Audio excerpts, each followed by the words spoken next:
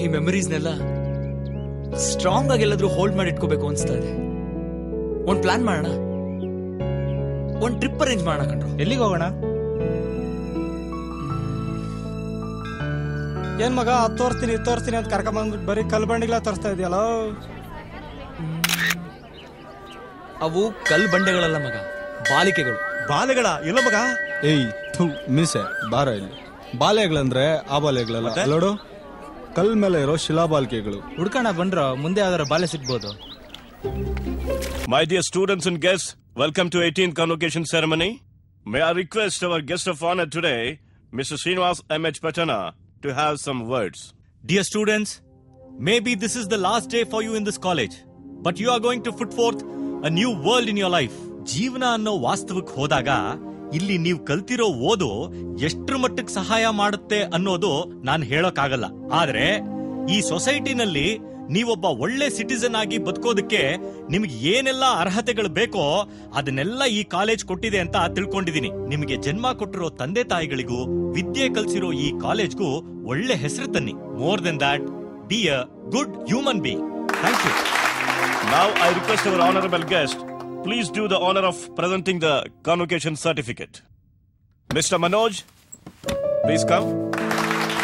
Mr. Anil, Mr. Karthik.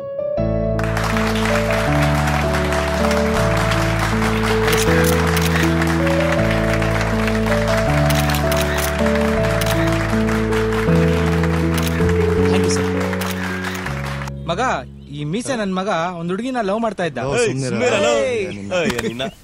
ಹೋಗ್ propose ಮಾಡೋ ಅಂದ್ರೆ ಬಾತ್ರೂಮ್ ಗೋಡೆ ಮೇಲೆ ಹೋಗಿ ಮೀಸೆ ಲವ್ಸ್ ರಾಣಿ, ಮೀಸೆ ಲವ್ಸ್ ರಾಣಿ ಅಂತ ಬರ್ದಿದ್ದಾನೆ. ಮೀಸೆ, ನನ್ ಡೌಟ್ ಏನ್ ಗೊತ್ತಾ? ಹೇಳಪ್ಪ.